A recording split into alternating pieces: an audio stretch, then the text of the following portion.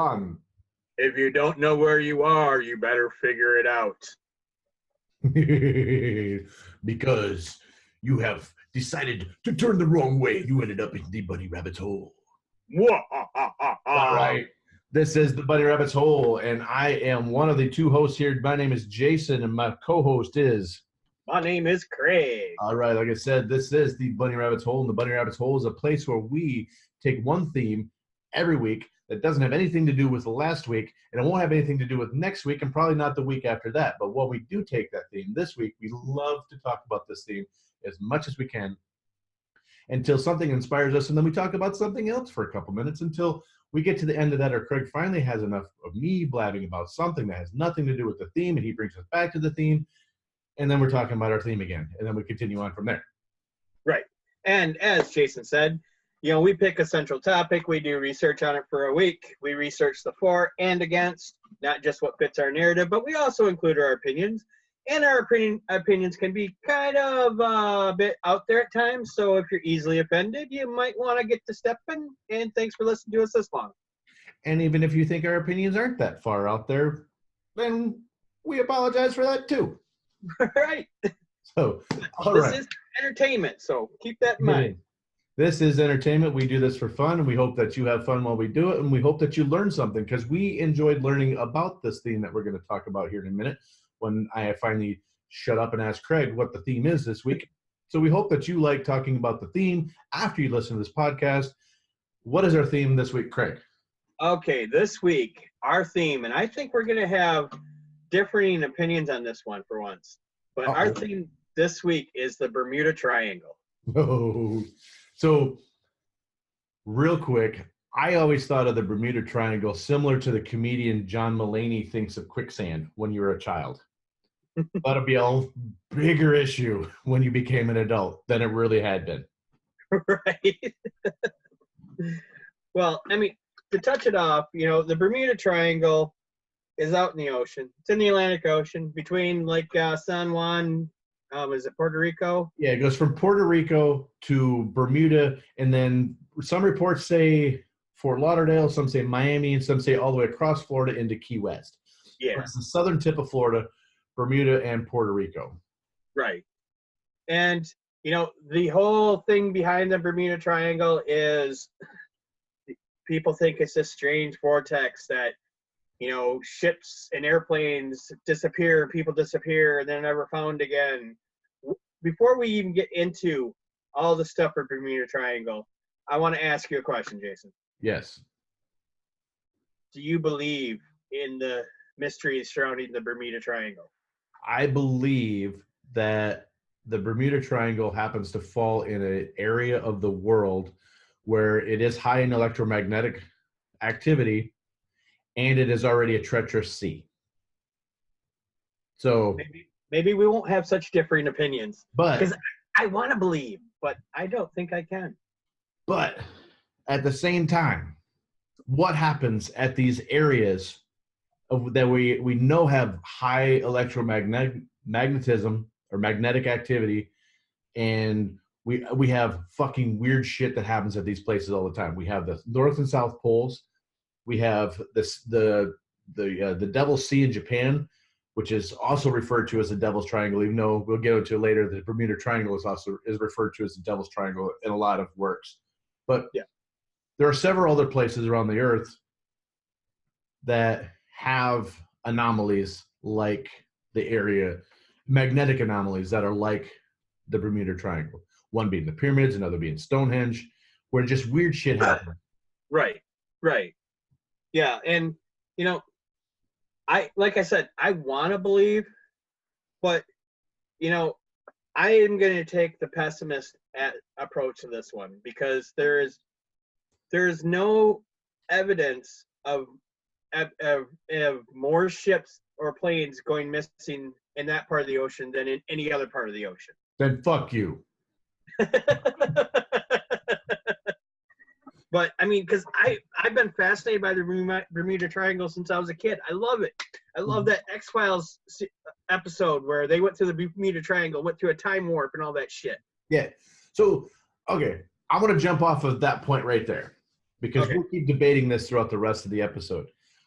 You mentioned the X-Files episode, so I came up with a list of different things in pop culture that the Bermuda Triangle makes a appearance. Okay. Okay, the first one in 1974, Fleetwood Mac's song "Bermuda Triangle." Oh, Yeah, and going to Stevie Nicks. I'll read some excerpts from the lyrics from this one because they're great. Okay. I guess you've heard about the Bermuda Triangle. There's something going on. Somebody seems to know just what it is, and the Air Force won't let you in. It might be a hole down in the ocean, yeah, or a fog that won't let you go. It might be some crazy people talking, or somebody that you ought to know. Oh, It and I sounds know like, what they're referring to in all those lyrics too. it sounds like Dr. Seuss on some serious downers. Yeah. Well, the mysterious fog they were talking about Bruce Jernan, Mm-hmm. and we'll talk about him later Yeah. because I've got some weird shit that I found out about that one. Okay. So the next one on my list here is Barry Manilow's Bermuda Triangle Barry. song from 1980. The women love Barry. Yeah, this came out shortly after his song Copacabana. This one didn't really hit the charts like that one did. Then the next one was a made-for-TV movie for ABC. Starred Kim Novak, which, if you don't know, she was in Vertigo from Hitchcock. Oh, okay, yep. Great movie. It was called Satan's Triangle. That came out in 1975. Airport 77 in 1977 was a disaster movie that had a great cast: Jimmy Stewart, Jack Lemmon, Christopher Lee, Olivia de Havilland, and the immortal George Kennedy. That's how they put it Okay. in the list.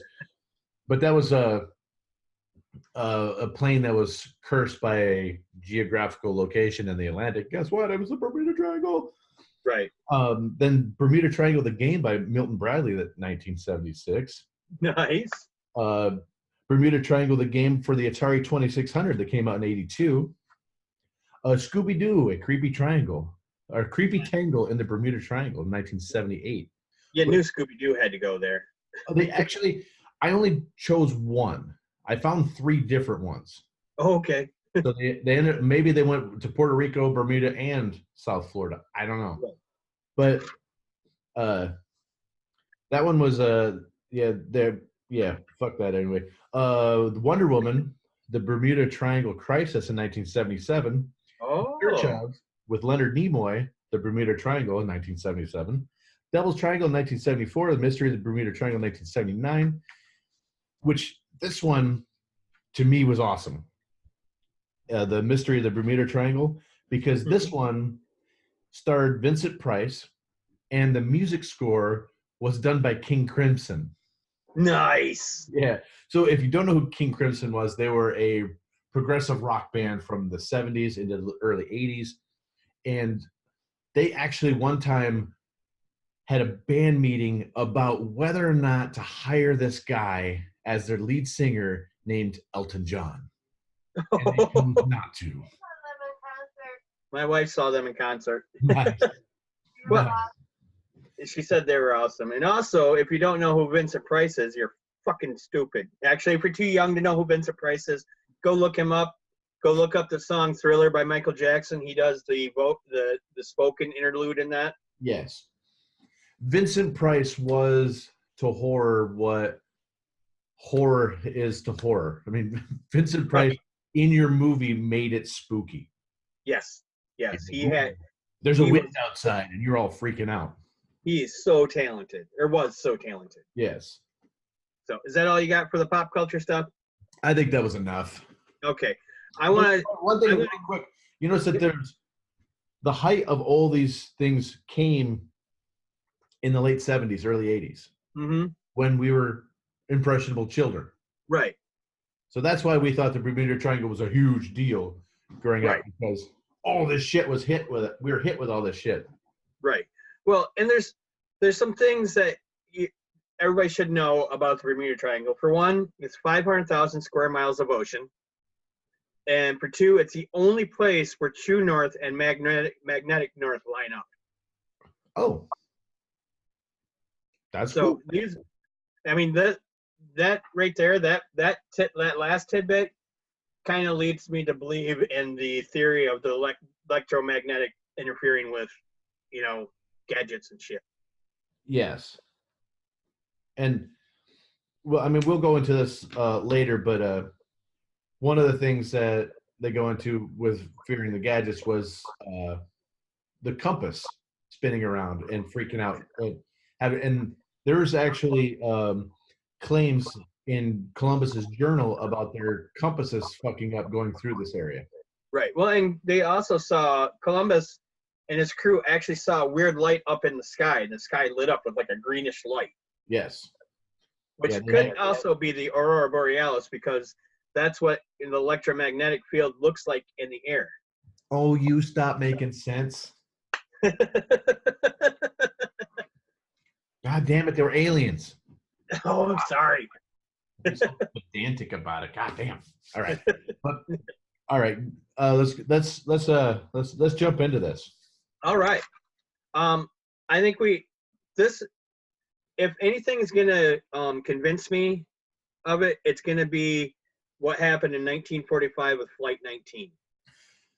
All right. Flight 19 is probably the most interesting and the most retardedly dumb. I'm sorry to use that word, but the dumbest thing. If you read the story, it's like, wow, they got off course. If you read more about it, it's like they just got off course.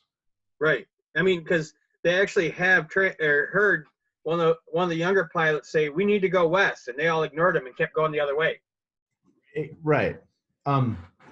So what Flight 19 was December 5th, 1945. The 5 Avenger torpedo bombers. There's a squadron of 5 planes, and they where did they take off from? Fort Lauderdale. Yeah, Uh, they left from Fort Lauderdale going to the Bimini Islands to Great Harbor Cay, then Grand Bahama Island, then back to Fort Lauderdale.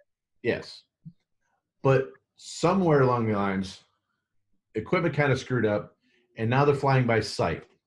Right. It was actually, they made all 3 points. It was on their way back to Fort Lauderdale when they disappeared. And they're flying by sight, and they changed course slightly because the squadron leader said, "Ah, we got to go this way. We got to go this way." And they kept flying out. So realistically, they ended up flying parallel to the shoreline of Florida instead of flying to it. Right. And then they ran out of gas, and these particular planes, I read that would sink in the ocean in about an hour. Right. And they So, didn't have like the things that the EPIRBs or whatever they call them now that they have where you can just hit that and it locates you. They didn't have that technology back then. But the weather was fair. yes, Like I said, they made the first 3 legs. They lost contact with Fort Lauderdale Air Base at 7:04 p.m. They had no contact, and no remains were ever found. No wreckage from any of the 5 planes were ever found, which I find strange because yes, we've only explored 10% of the ocean, but shit is gonna break up and float away. it's especially these type of planes because they're not fighter jets like we know of today. They're small, single prop, maybe even double prop planes that, back in you think of the World War II dogfight movies. They're those style planes that Right. so they're not that big. They probably each one of them could have fit in just an average 2-car garage driveway. Right. But so when you're thinking about, you said earlier that the Bermuda Triangle was 500,000 square miles. Yes. Now, to put that in kilometers, that's like 60 bajillion square kilometers. I don't know the conversion, so I'm just going to go with that. It's a big area. Right. So chances are, and they're, like I said, they're not that big. And the weather, it was fair, but the waves in this particular part of the ocean can get choppy. Yeah. And they can get rough. So it probably would have ripped those planes apart in the matter of minutes. Not minutes, but they probably would have been ripped apart before they even sank. Right. Or if they So did sink, they're so tiny that you're not going to find them. right. But parts of them would have floated to some shore somewhere. There should have been some kind of there could have been some debris that made it ashore, but we have jetliners like the Malaysian air flight that just fucking vanished Yeah. because that was fucking aliens. Yeah. Aliens took those people, and they will come back in about 3 to 5 years, and then Lifetime will make a movie about it. Right. Well, my wife did have some interesting theories on this Flight 19. One of them was, she's like, it was the end of the First World or the Second World War. Mm-hmm. So perhaps those 5 pilots defected. Maybe there was an airship carrier somewhere out there that they landed on and defected to a different country, took our technology with them. There's a chance that, because we didn't have them on radar, correct? Right. I don't believe so. Otherwise, they would have known which way they were heading. Right. So they're in the same amount of time that would have taken them to fly north, parallel to the coast of Florida, they could have made it to Cuba. Yeah. Because it's only it's only like 93 miles from the Key West to Cuba. Yeah. But here is where I kind of combat that. Somebody would have came forward. Nobody can keep their mouth shut. No. I mean, look at all of these government officials that have come forward about the alien, stuff and stuff like that.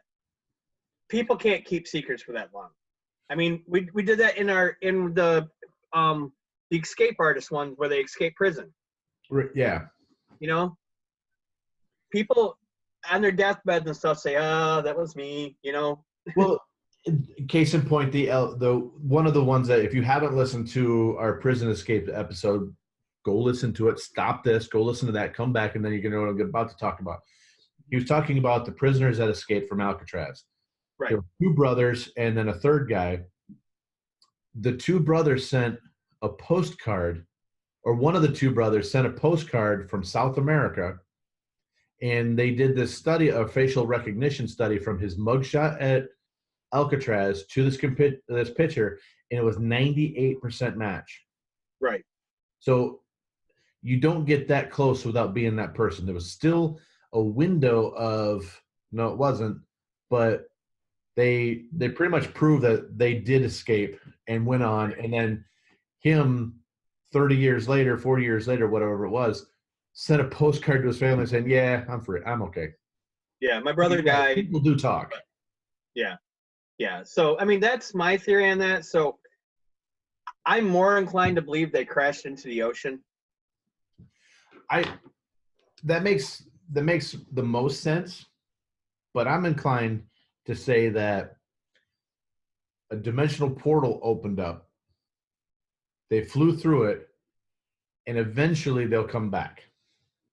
So you think it's like a time warp, like a time-space jump continuum thing? Yeah, it could have been. I mean, we don't know. I mean, there's a video on YouTube about a guy who traveled from 63 years in the future back to now. There's an interview with a guy that came from like 3100. Yeah. Back. I haven't watched it yet because I was just looking at it going, do I want to invest that much time? That's the thing too. But Bermuda Triangle has always fascinated me. So I was willing to invest time in that. So let's jump ahead 3 years to 48 with the DC-3 that left San Juan, Puerto Rico, and was heading to Miami and just disappeared on December 27th. You're talking about the NC 16002? Yes. Okay. So this flight actually was on my birthday. Oh, hey. Like 30 years before me, but right. but it happened on my birthday. So it's late December it's flying from San Juan, Puerto Rico to Miami, Florida. The weather was fine. It had high visibility. And the plane, according to the pilot, was within 50 miles of Miami when it disappeared with its 3 flight crew members and 29 passengers. Huh. Are we reading the same one? Yeah, I'm sorry. I got distracted. I went down a different rabbit hole because I had just before we started this found a Wikipedia page with a link that had all the incidents. They broke them up between at sea and aircraft, and there was that. I was looking at the most recent ones because I'm like going, we really haven't heard of anything, but the most recent one was actually in 2017. We'll get to that. Go ahead and go on with what you're doing. Really? Yeah. See, fear the Bermuda Triangle, man. Right. It's like, we talked about with the Great Lakes. Don't go out in November. Right, and that's kind of where I was going to go with this. Now, this is not even hurricane season in this part of the world. So you would think that the water would be fine coming through, but there was no probable cause for the loss, and determined through the official investigation, it is known that the plane's batteries that were not fully charged on takeoff, and this may interfere with the communications during the flight. A message from Miami to the plane that the direction of the wind had changed and may not have been received by the pilot, causing him to fly up to 50 miles off course. Right. Now, I'm going to touch on some things that a lot of people believe are the reasons why a lot of this happens. And it's mechanical error or it's pilot error. And a lot of times they're related to stress or being overtired, because back then pilots were flying all the time and they weren't regulated as much. And they didn't have the autopilot features that they have now. Right. So that's, that can actually explain away a lot of this. I mean, but we don't know for sure because we weren't there. Nobody knows because nobody was there that's still alive. Yeah. Well, because the 19 members and the 3 pilots or 29 members, 29 passengers and 3 crew members, they're not around to tell the story. Right. And so this is another one that may make me believe, and this is the one with the from August 28th to 1963. There was 2 KC-135. What they are is they're military planes. They're the air refuelers. So what they do is they fly up and they have a hose pop down. And they refuel planes while they're in the air. Mm-hmm.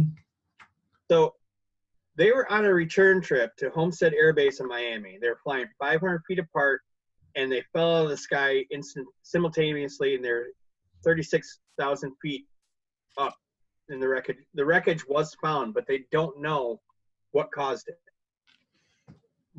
Right. Now, so I'm going to play the devil's advocate on this one a little bit. Okay. So not necessarily with this one, the Bermuda Triangle, but with the Devil's Triangle in Japan, it is a huge volcanic activity. There's a lot of volcanic activity on the seabed. Right. And like what we did with, we talked about it in our Scariest Places episode, that there's that lake that had all the carbon dioxide that was at the bottom of this lake. Something disrupted it, and it came out, and carbon dioxide is heavier than air. It came out and it killed like 1,700 villagers and like 3,500 livestock. Right. What can also happen is when this shit gets bubbled out of the earth, if say a little eruption happens there, those gases can shoot up into the air and then disrupt because that stuff is heavier than the air. If it hit the bottom of the plane, it could make them instantaneously fall. Okay. But 500 feet apart? You don't know how big Mount St. Helens moved 2.2 trillion tons. Yeah, that's true. In less than 5 seconds. So we don't know the size of it, right. But there would have been, to play non-science advocate on this, there would have been some kind of geological record of a disturbance of the magnitude that it would take to erupt enough material into there. So there's also Oh, go ahead. There's also, I've seen theories of methane bubbles coming up into the air and then a spark from the plane igniting it and exploding the plane. Mm-hmm. But there's no evidence of that. You There's found no, they found the wreckage. yeah, yeah, they found the wreckage, so there's no evidence of that. There's, you know, they there was people that wondered if they collided, but there's no evidence of that either. Yeah, I mean, in flight terms, 500 feet really isn't that far apart, Right. but it's far enough to where if it was a water spout, which is also something that happens in this area, but you said they were how high? They were 36,000 feet. I don't think a water spout would shoot that high without the fucking world knowing about it. Right. And something else to think about with the Bermuda Triangle, it's also in the middle of Hurricane Alley. Yes. And it is also one of the more rogue waves have been registered in this area than some of the other bigger areas that you know them for around the world. So this is Right.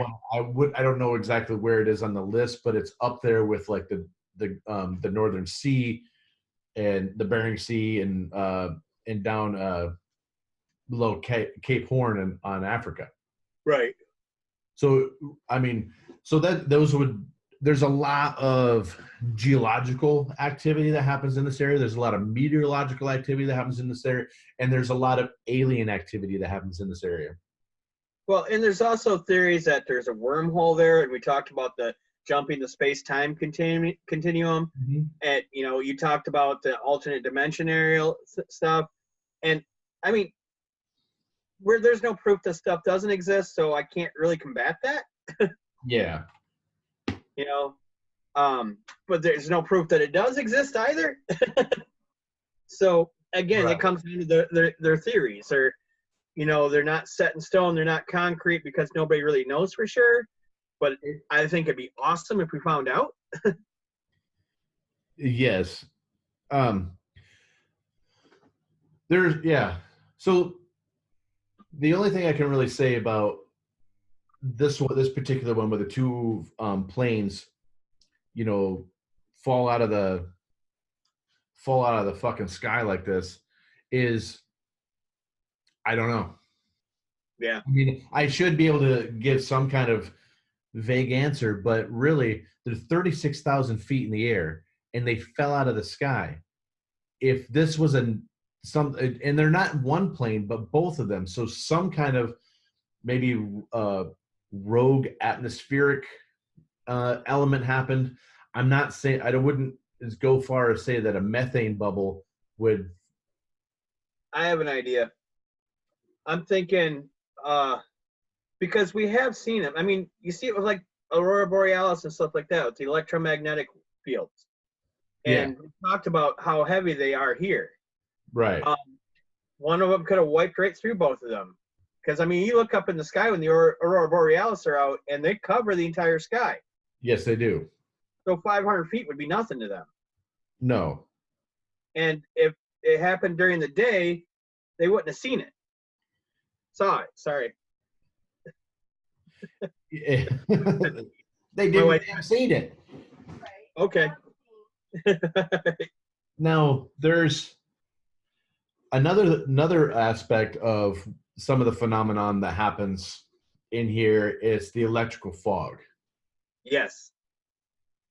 Now, I don't know if it particularly applies to this particular case, but the electrical fog is something where charged particles group together and then stick magnetically to an object in moving. It's right. happened. There's been reports of it happening to ships. There's been reports that happened to airplanes, and and what it is just it's basically like a cloud that is kind of like a Charlie Brown when he's having a bad day, and it just kind of follows him. But instead of just being over his head, raining on him, it would cover him up, and he wouldn't see him. So you'd look like Pigpen. Yes. Yeah, it'd be like Pigpen, but it'd be his whole body. Well, since you brought up the electric fog, we might as well talk about Bruce.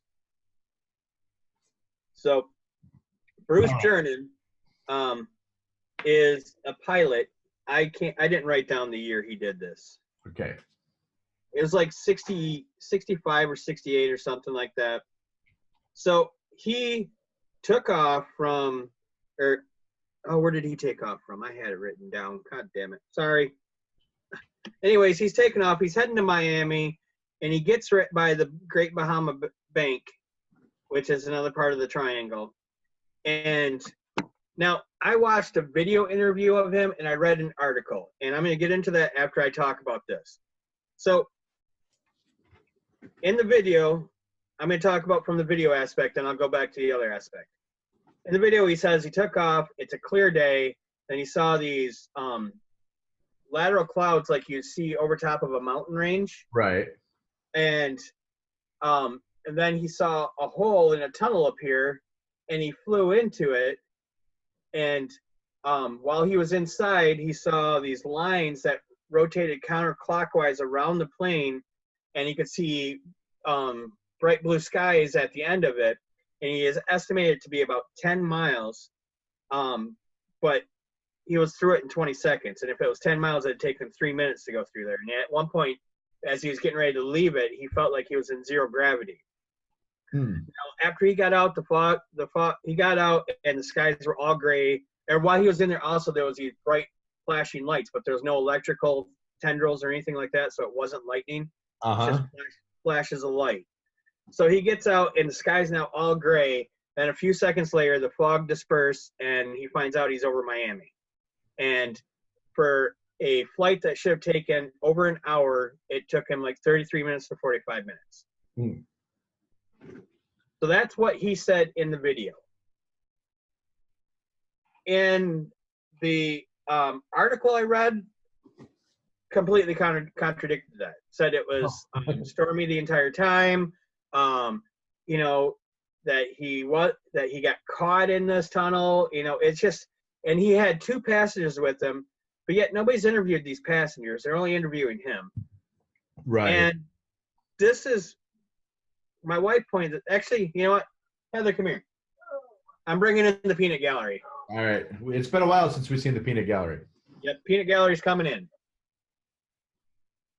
Tell them about your experience and tell them about the plane and stuff. Oh, okay. So, my dad is a retired airline captain, which meant that I spent my entire childhood surrounded by pilots.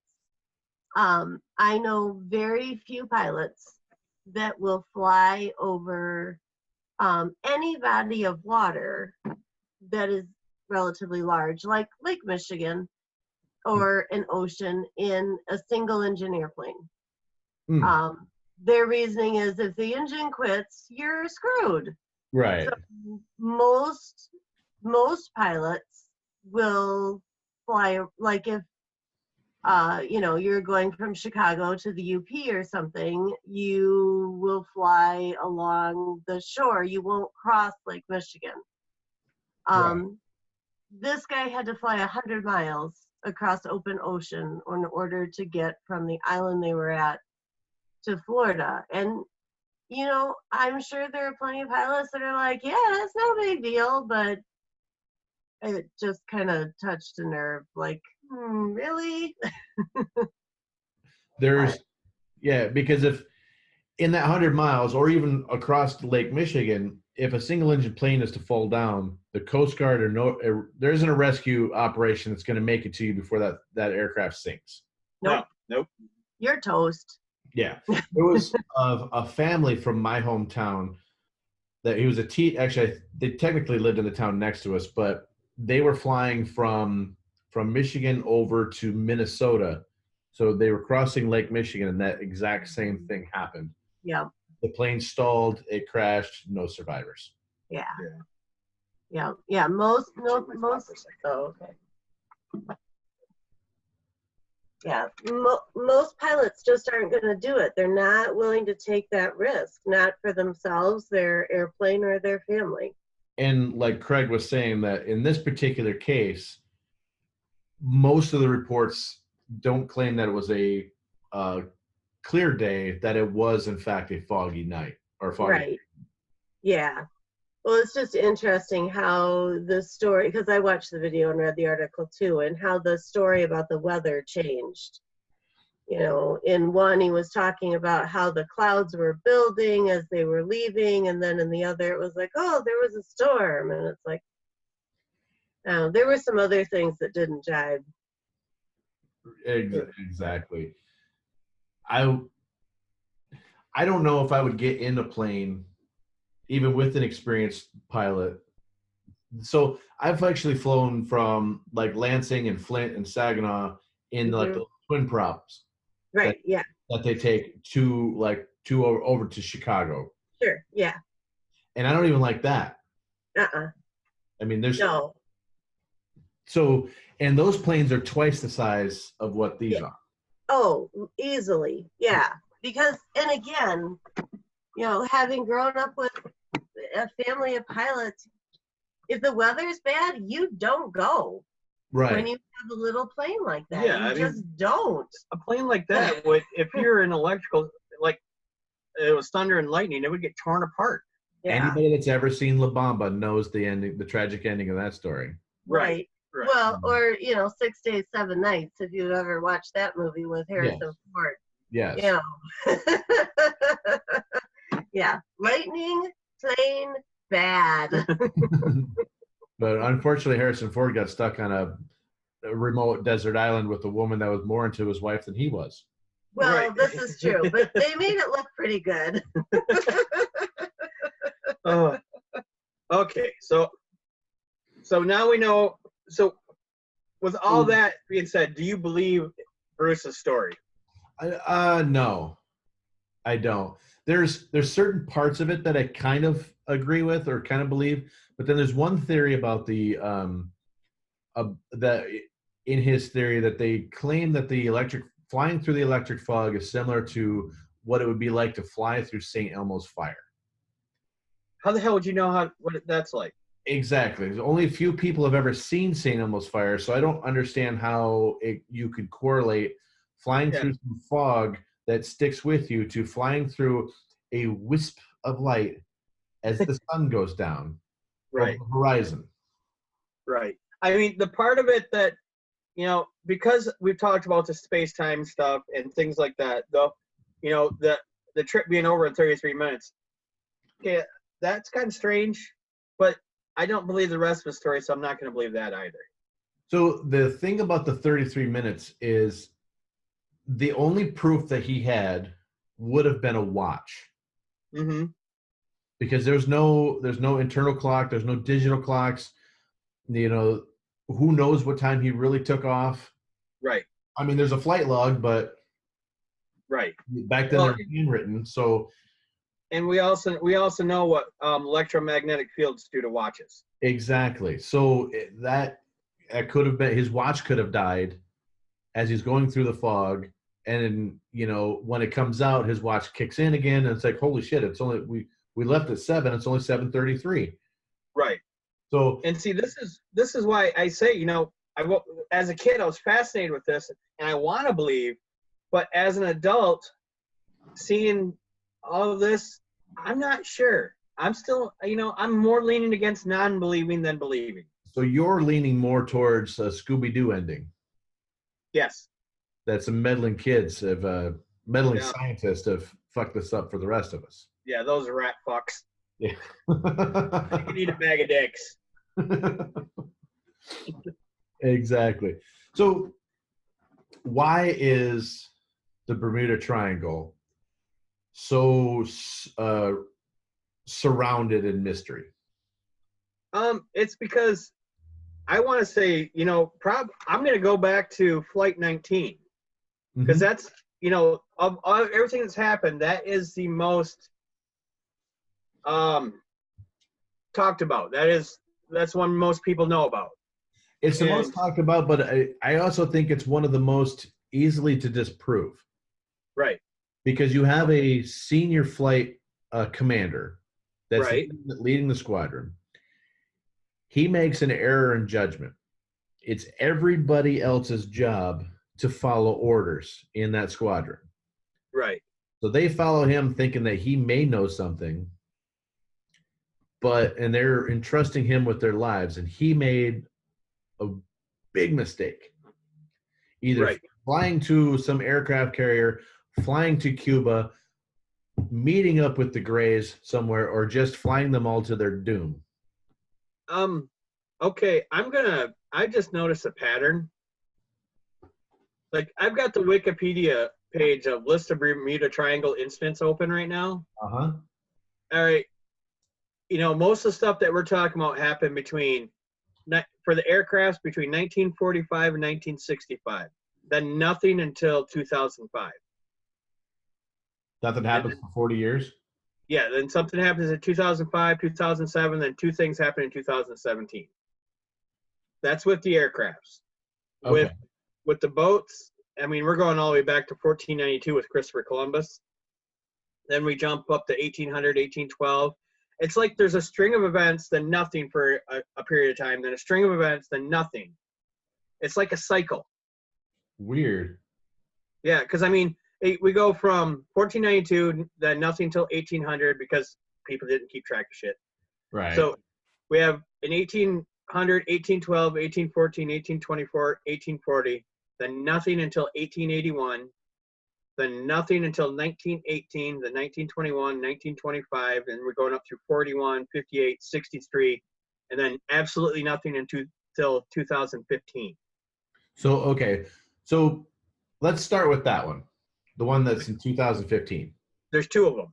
Okay. Or just go with the latest one. Okay. The SS El Faro sank off the coast of the Bahamas within the Triangle October 1st, 2015. Search crews identified the vessel 15,000 feet below the surface. That's all I've got on it. I can actually probably pull this up and it might tell me more. Give me just a second, please. So, all right. Yeah, go ahead.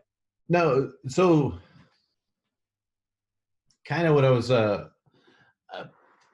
was kind of hoping for, well, not really hoping for, but I was wondering was if these were paranormal, special, strange circumstances. All right, let me read it to you. El Faro departed Jacksonville, Florida, bound for Puerto Rico at 8:10 p.m. Eastern on September 29, 2015. This was a tropical storm. Sorry. When then tropical storm Joaquin was several hundred miles to the east, 2 days later, after Joaquin had become Category 3 hurricane, the vessel likely encountered swells 20 to 40 feet, winds over 680 or whatever. Around 7:30 a.m. on October 1st, the ship had taken on water and was listing 15 degrees. The last report from the captain, however, indicated the crew had contained the flooding. Shortly thereafter, El Faro ceased all communications with shore. On October 2nd, the 40-year-old ship was declared missing. An extensive search operation was launched by the U.S. Coast Guard with help from the Air Force, Air National Guard, and Navy. They recovered debris and damaged lifeboat and spotted but could not recover an unidentifiable body. El Faro was declared sunk on October 5th. Search was called off at sunset on October 7th, which time more than 183,000 square miles or 630,000 kilometers squared have been covered by aircraft and ships. The Navy sent the USNS Apache to conduct an underwater search for El Faro on October 19, 2015. Apache identified a vessel on October 31st consistent with the El Faro cargo ship in an upright position and in one piece. The next day, November 1st, the Navy announced a submersible had returned images that identified the wreck as El Faro. So yeah, that's it. Oh. But there is the other incidents. This one, I would say, might be a little paranormal. In late July of 2015, two 14-year-old boys, Austin Stefanos and Perry Cohen, went on a fishing trip in their 19-foot boat. Despite the 15,000 square nautical mile wide search by the U.S. Coast Guard, the pair's boat was found a year later off the coast of Bermuda, but the boys were never seen again. So that could have been abduction. Yes. So very easily. I wanted to use that as a jump off point to really talk about some of why we think of this area and why it became so popular as a paranormal hotspot, if you will. Right. So, as I was talking about before, there are multiple places around the Earth that are magnetically charged or magnetically thing. So, there's one theory that the Earth is actually a dodecahedron or 12-sided die, Okay. if you will. So, each one of the points on the die, not the sides, but the points, is a different vertex. Mm-hmm. The bands of electromagnetism, go from point to point to point to point, and each one of these points has irregularities in the in the area that it's around. It creates anomalies. Would these be ley lines? Yes, they're exactly ley lines. Okay. So Now, you're thinking that it's this could be like a crossroads of ley lines. exactly, and that's one of the theories of why this area is a hotspot, because we know of other ley lines, like I mentioned before. Stonehenge is one, the pyramids is one, the North Pole, the South Pole. But what the Earth is actually not flat. It's more of it, like I said, it's a dodecahedron, but because of gravity and the rotation, it's actually more spherical now. Actually, it's oblong instead. Yeah. But in terms of magnetics, it still is that same wireframe. Right. But jumping off from that, we found something off the coast of Bimini Island called the Bimini Road. Okay. Now, what the Bimini Road is a series of square stones with, I won't say sharp corners, but they're square stones which don't technically happen in nature, that are perfectly aligned, that look like a cobblestone road that goes on for a couple hundred yards. I don't remember exactly how far, but it's only like 10 or 12 feet down, so you can still see it. So it makes it look like it's man-made by some ancient civilization. Right. Possibly, some use it as proof of Atlantis. Yeah, I've heard that theory too. I'm going to interrupt here real quick, and for those who don't know what ley lines are apparent alignments of landmarks, religious sites, and man-made structures. The pseudoscientific belief that these apparent lines are not accidental speculates that they are straight navigable paths and have spiritual significance. There you go. So now we're all up to speed. Yeah, and like people that practice witchcraft and stuff use ley lines and stuff as sources of power. And there's theories that our ancients were more in tune, right? Things like the Mayans were, Teotihuacan in Mexico is another ley line crossroad, so that they built these huge monolithic structures on all these different points, but some happen to fall in the water, like this one in particular. So, but what really started getting this going was, Edgar Casey also talking about Atlantis. People started getting inspired with that. Then finding the Bimini Road, that started, holy shit, we're going to start talking about Atlantis. And then the age is about to change. We're about to go into the age of Aquarius. That's coming up, a while from now. But that transition is when people started getting into more spiritual aspects, they started getting more in tune with how we used to be as when we were tribes. But then in the 70s, we started having pop culture start picking up on this type of stuff. And in Close Encounters of the Third Kind, Steven Spielberg makes reference to Flight 19, but he makes reference to them being abducted. And that, I think, was the jump off point for the whole phenomenon of Bermuda Triangle being the Bermuda Triangle and being connected with aliens and being connected with landmines. Because like I mentioned before, in all the pop culture stuff that I threw out, most of that shit happens 1976 and on. Right. Well, and the thing is like even before King said it, there was a guy who wrote for the Argosy magazine that named it the Bermuda Triangle and brought it to light.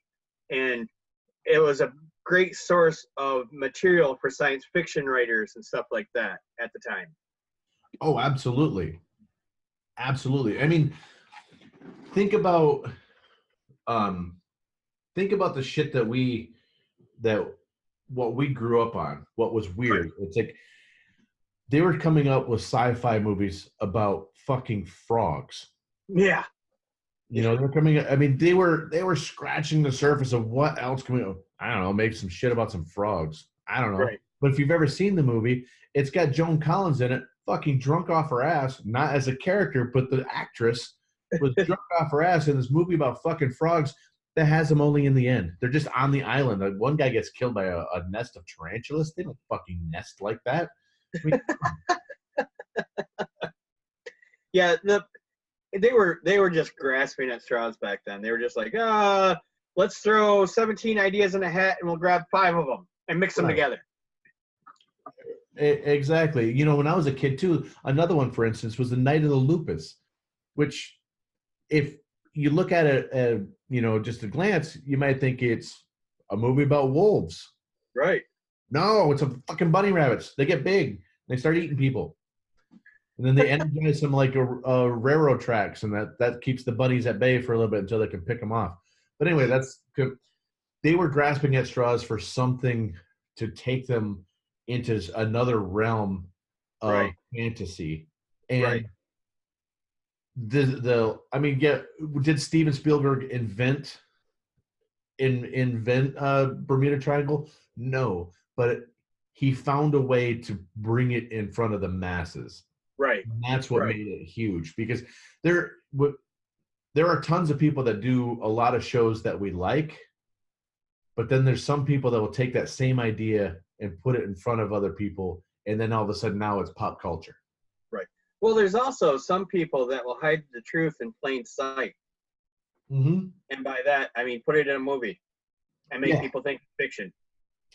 Exactly. And that goes back to the theory about a lot of UFO sightings. The government actually puts out the fact that, oh my God, that was a UFO, as a misdirection. There's a, I forget his name now.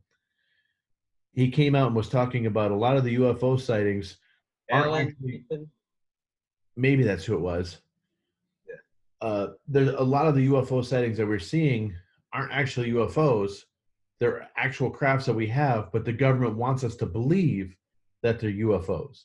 Even though we got the technology from the UFOs, they want us to think that it's alien, even though it's terrestrial now that we got the stuff from the aliens, if that makes any sense at all.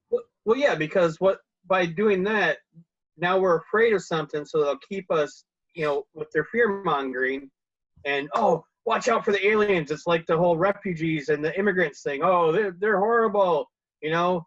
Or, you know, like the latest, where doctors and the mother have a baby, they wrap it up in a beautiful blanket, then decide whether or not they're going to execute it. Oh, yeah. Because he's a fucking idiot. But anyways, but it's that same level of fear-mongering. It's like, we're going to hide this in plain sight, tell you that they're UFOs even though they're ours, because we want to keep you scared so we can continue to control you. Yes. But there's also a certain level of freedom in that too. And that's where a lot of, you have to be careful in what you accept, because I accepted and loved the idea that these people in the Bermuda Triangle was something fantastic, something magical, some mystical, possibly extraterrestrial, maybe interdimensional, maybe even, you know, strange, out of bizarre meteorological things. It was the shit that was happening inside those 3 walls was fantastic. Mm-hmm. And it was unexplained. And the question is what I was in love with as a child. I didn't know the answer, and I wanted to know the answer. I wanted to know more. And that's kind of where you and I were both like this as kids, and we kept this as adults, and that's why we do this podcast now, is Right. because we want to know the answers to fucking everything, and we hope that you do too. Right. And it's not just we want the answers, but we're also enjoying the journey to find those answers. Exactly. If I wanted the answer, I just Googled this shit. Bing it. Right. But we want to, I mean, we talk about this almost every podcast. You know, we're just scratching the surface. We want you guys to go out there and prove us wrong. You know? Exactly. Now, so that's kind of why I think the mystique and the lore, if you will, of the Bermuda Triangle grew, and it kind of hit like its crescendo in the late 70s, and then kind of died down after Barry Manilow killed it. But that I feel that as soon as it was in a blockbuster of the era, that became, it's like, oh yeah, shit, that's kind of. But you know what? I think we're fastly approaching the next stage of the Bermuda Triangle. Which is? Now I'm intrigued now. There's going to be more shit happen. Now let me read this one from you. It's on that same Wikipedia page. This is in the list of aircrafts. This is May 15th of 2017. A private MU-2B, which an MU-2B is a Mitsubishi MU-2. It's a Japanese high-wing twin-engine turboprop aircraft with other shit that I don't need to get into. It was at 24,000 feet when it vanished from radar and radio contact with air traffic controllers in Miami. Plane wreckage was found. That's all they have on it. Oh. That's it. But it just vanished from radar and radio contact. So let's think about that. What are the options of a plane vanishing from radar? With today's technology, this is 2017. This isn't 1945. It's Right. 2017. Exactly. So either it flew too high, which doesn't sound like it could, flew too low. Before you go any farther, there is also a satellite that orbits Bermuda Triangle as we speak right now.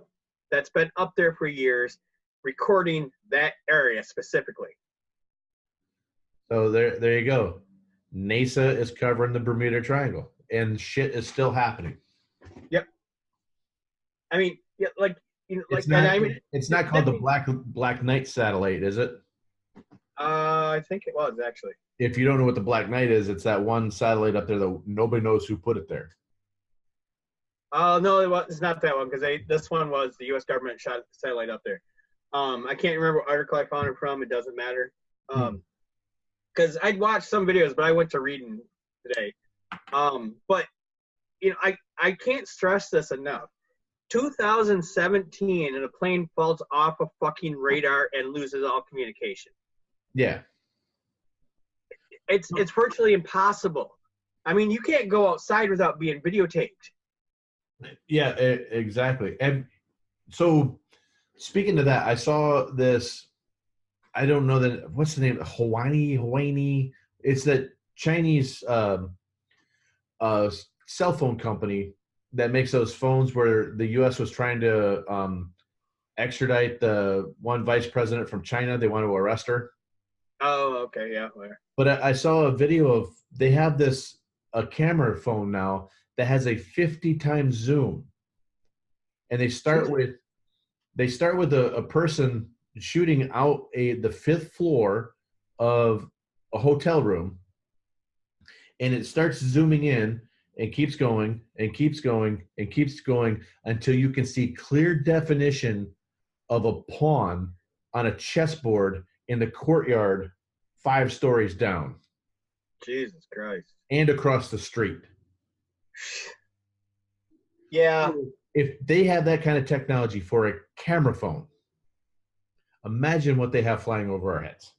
Yeah. And so they've already said that they can pinpoint one person walking down the street in Manhattan and see clear facial definition.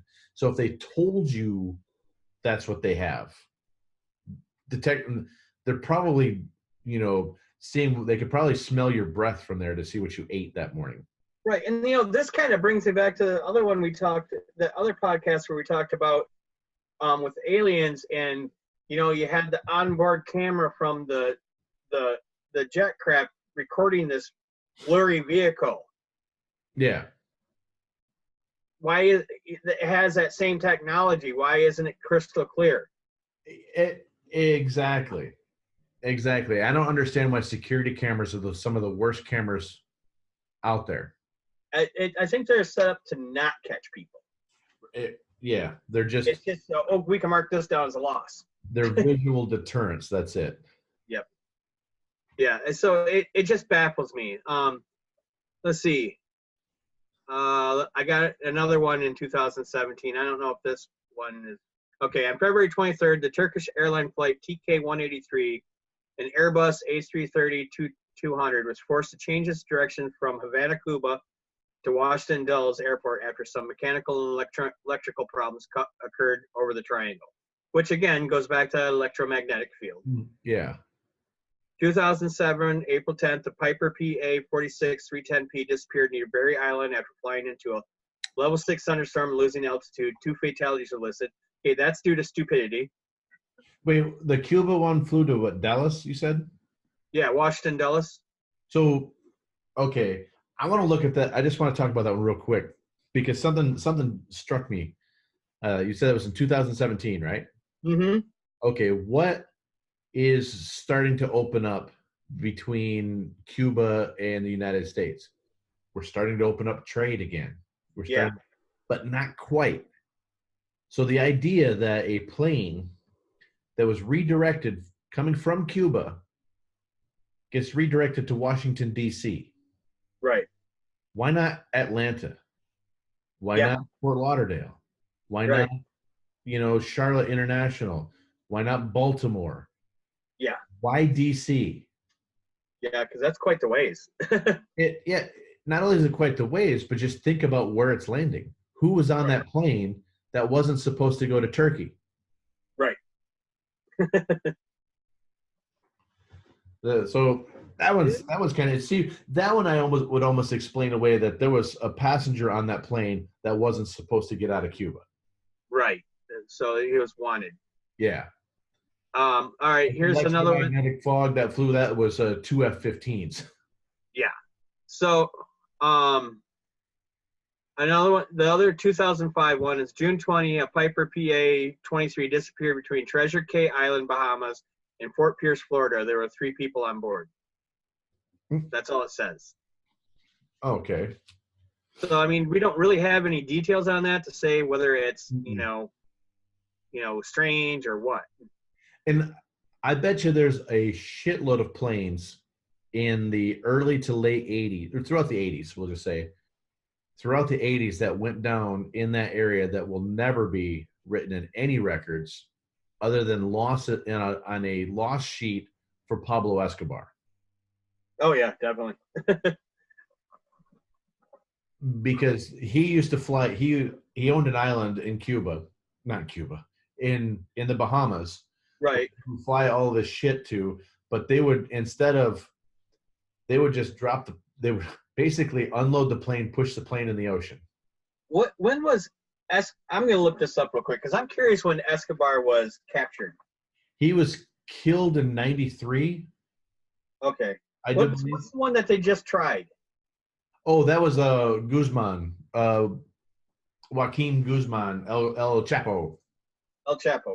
What year was he captured? Which time? This time that they put him on trial. This last time when he was extradited to the U.S. was, I believe, in early 2017. Really? Yeah. Hold on a second. Like in February? That sounds about right. Yeah, because this was February 23rd, that Turkish Airlines flight that was forced to change its direction from Havana, Cuba to Washington Dulles. Ah, see? And Guzman could have been on there. And guess where he was tried? New York, just up the road. Yep. I'm gonna look it up to find out for sure. That El Chapo get captured. we'll do a podcast on him and his exploits, because wow, that's a story. Yeah, go ahead. I'm looking this up. So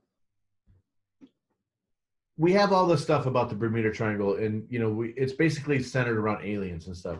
But there's the Devil's Triangle over by Japan, which I think has got a more clear-cut definition of what goes on there. There's similar cases.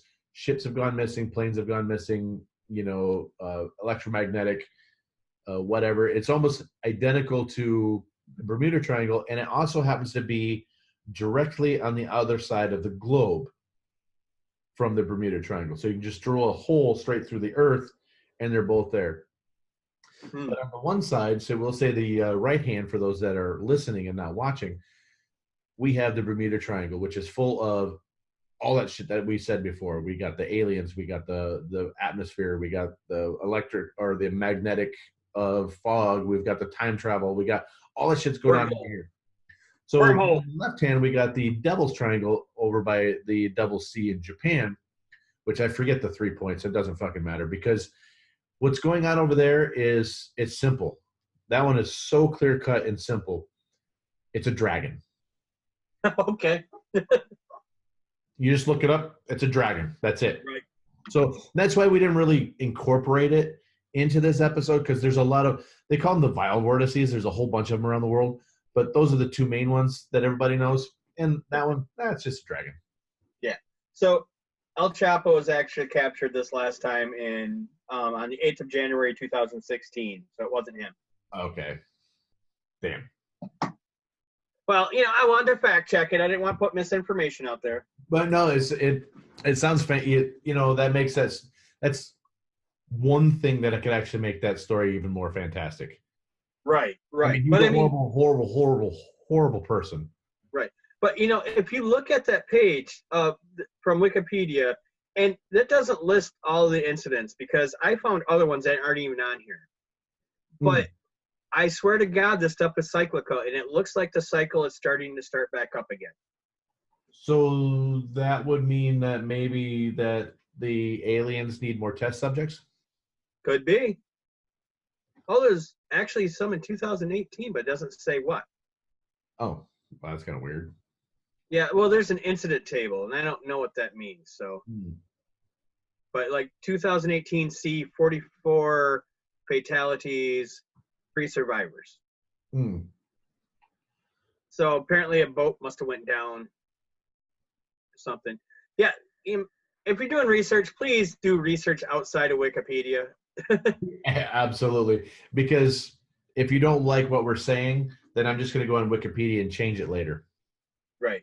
Well, and I mean, Wikipedia, yes, it has a lot of great information, but it doesn't have all the information. You have to actually go out and look at other places for I mean, yes, we do use Wikipedia a lot, but we use other sources as well. Yes. And I've got curiosity.com open up too. Yeah. So a journalist, Larry Kusch. Yes. Kussche. Did you read anything about him? Yes.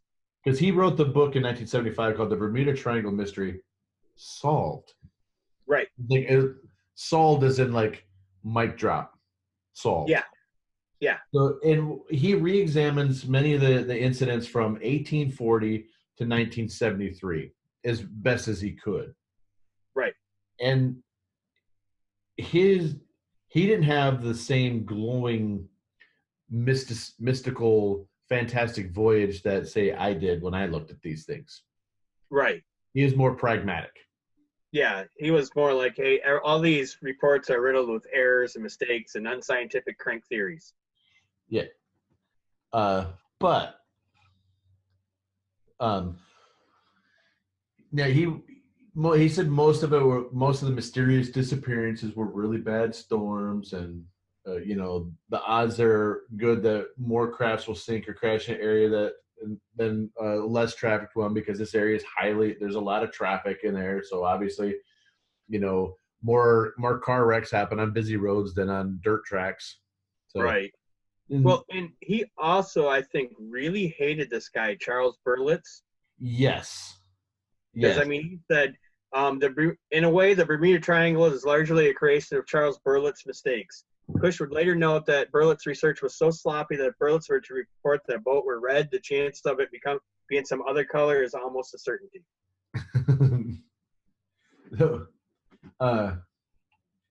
Yeah, his disdain was apparent. Right. If you read through some of this stuff. But it's the reason I wanted to bring him up was not everybody was on board with how fantastic the Bermuda Triangle was in the 70s and the early 80s. Right. Because you did have people that were screaming from the rooftops say, yeah, it's just lightning. It's just, bad weather. It's that time of year. It's like November in the Great Lakes. You just don't go there. Right. Well, did you see the one on the History Channel's website where they're talking about the Cyclops ships, the USS Cyclops? I did. And what Woodrow Wilson said? No, refresh me. Okay. I'm just going to read this paragraph. William Shakespeare's play The Tempest, which some scholars claim was based on real-life Bermuda shipwreck, may have enhanced the area's aura of mystery. Nonetheless, reports of unexplained disappearances did not really capture the public's attention until the 20th century. An especially infamous tragedy occurred in March 1918 when the USS Cyclops, a 542-foot-long Navy cargo ship with over 300 men and 10,000 tons of manganese ore on board, sank somewhere between Barbados and Chesapeake Bay. The Cyclops would never send out an SOS distress call, despite being equipped to do so. An extensive search found no wreckage. Only God and the sea know what happened to the great ship, U.S. President Woodrow Wilson later said in 1941. Two of the Cyclops' sister ships similarly vanished without trace along nearly the same route. Wow. Okay, so Yeah.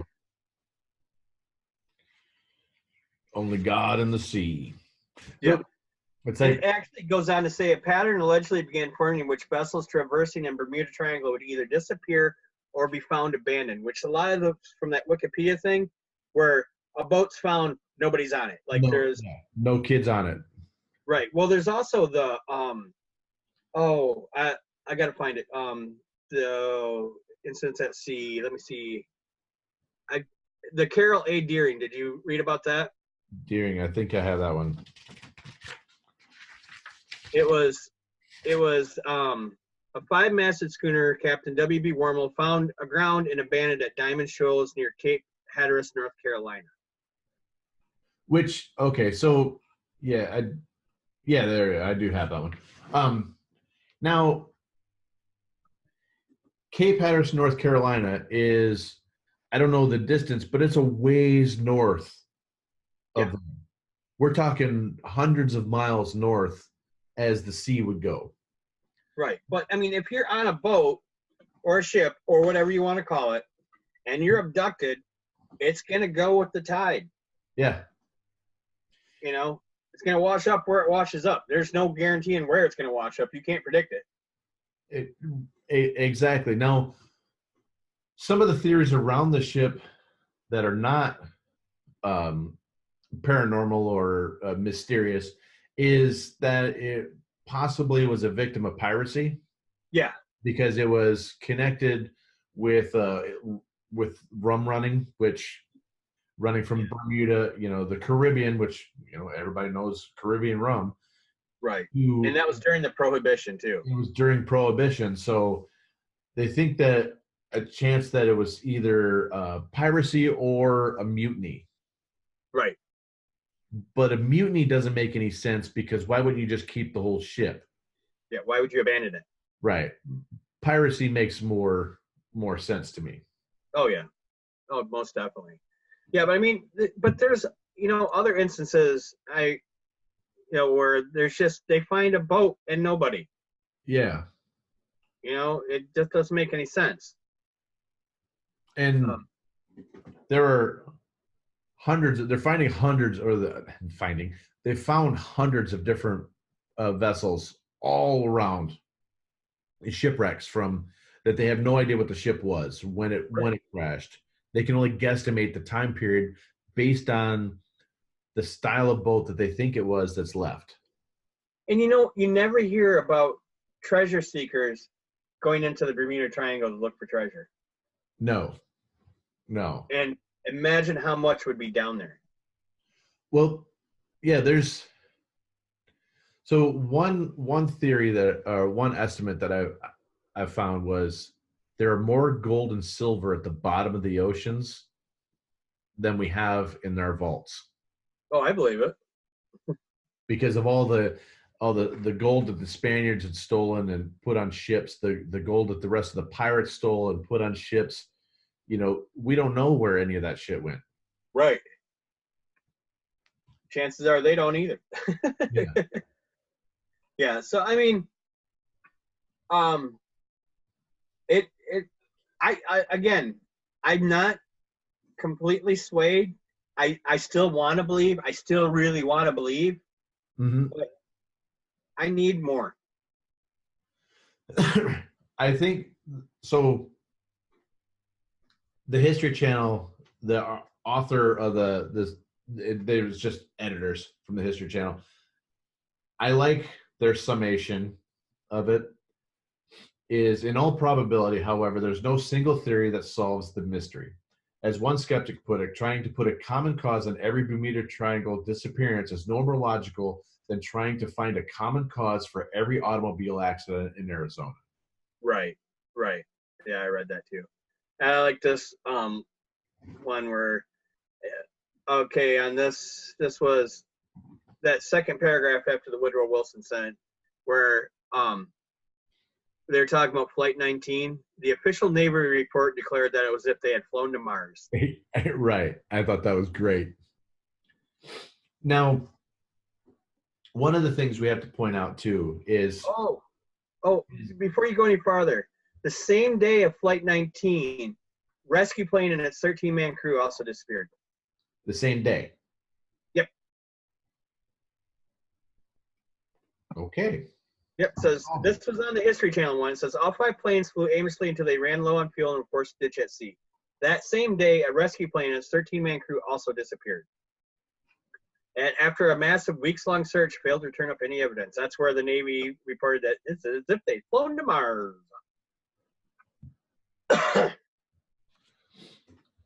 See, there you go. And the pop culture stuff goes back to William Shakespeare, because some people think The Tempest was based on a Bermuda shipwreck. Right. So I think there's some weird shit that goes on in the Bermuda Triangle magnetically that fucks with instruments. Right. That would explain the compasses. Yeah.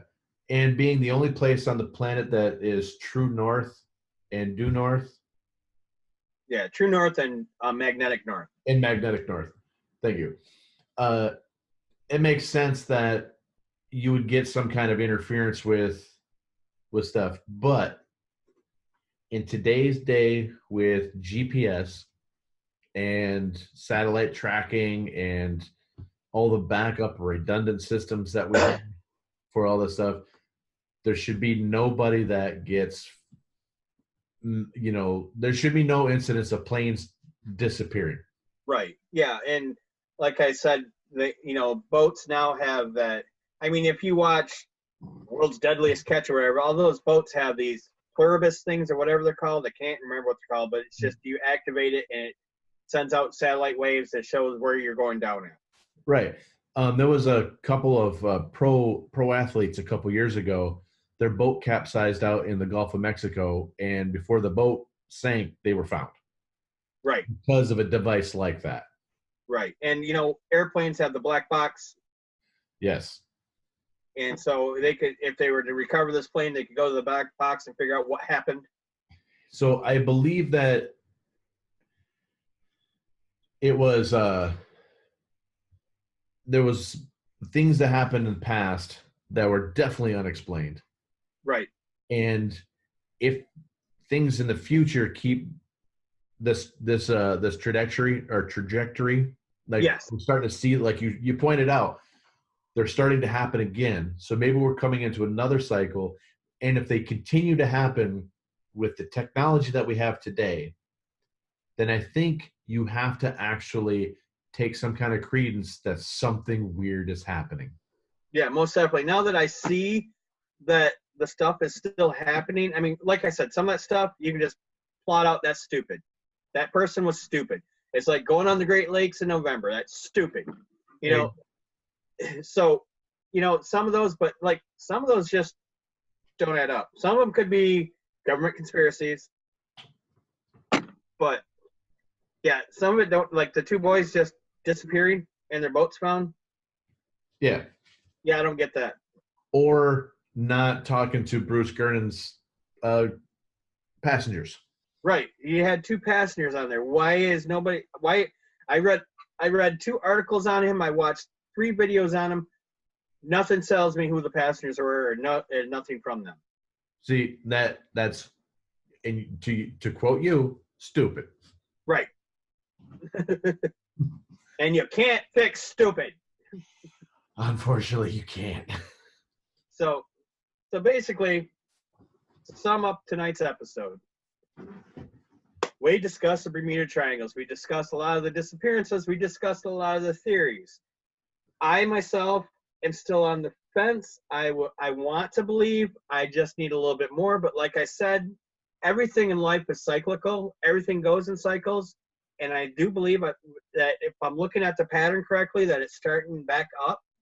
So we could see more. I actually predict we will see more. Mm-hmm. Unfortunately, I don't like predicting people are going to disappear or anything like that. But if it does continue to happen, then I have no choice but to believe. Right. And I still believe that something weird happens there. Yeah. I mean, I'm a firm believer in ley lines. And if that's a crossroads for ley lines, there can be some wicked shit happening. Exactly. I do believe that is one of those areas, those vortices that fuck with things. Like there's an area in Mexico that if you stand in it, that you can't use a compass. Right. Right. And there's no sound. There's no ambient noise. There's no birds. There's no insects. There's nothing. That would be creepy as fuck. Yeah. The people that live in the area don't go there. So there are places that are you can't explain. Mm-hmm. And I still believe that part of the Bermuda Triangle is that way. Right. It's like walking into a house and just getting this creepy ass feeling, the like hairs on your neck standing, hairs on your arms are standing, and you feel like somebody's watching you. Exactly. Everybody's experienced that, whether they want to admit it or not. Yeah. And we've talked about that in our paranormal episode about that. So go back and listen to that one if you haven't. But there's just a creepy vibe that I get about the Bermuda Triangle, and it's more than just my my desire to not be wrong from my childhood. Right. It's just there's too my whole childhood was a lie. Exactly. I'm never wrong. So let me ask you this. All right. If you had the opportunity, would you fly through the Bermuda Triangle, go on a boat through the Bermuda Triangle, or go deep sea diving in the Bermuda Triangle? Or none of the above? Okay, definitely not a single prop plane. Right. Maybe a commercial airliner. But of the 3, I would probably do boat first. Yeah. I would like to do the deep sea diving. I would love, yeah, I'd like to. That I think would be fascinating. But really, I think it's like, I'm going to go with, it's like the Great Lakes in November. I'm going to stay the fuck out of there. Yeah. Until, I don't know for sure what's happening there. But if there's electromagnetic problems, it's going to disrupt anything technological. Right. So you're just asking for trouble. It's like living in a sunspot. Right. It's not difficult to go, 10 miles around or whatever it is, I mean, yeah, it's 500,000 square feet, but you can find an alternate route. Right. Everybody knows that neighborhood you don't drive through. Right. You drive around. And Right. that's kind of that neighborhood. Yeah. So to sum up tonight, we talked about Bermuda Triangle, the disappearances, the theories, the wormholes, all that other good, cool stuff. All that and Scooby-Doo too. Right. We got Scooby and Shaggy in there. Ruh-roh, Reggie. And all right. So on behalf of myself, Jason, And myself, Craig. we're going to call this a night. So everybody, you have a great night and have a great week and have a great everything. And we're going to insert tagline here. Yep. Love you guys. Peace out. And hey, check us out on all our social medias. And Links check out our below. store. Yes.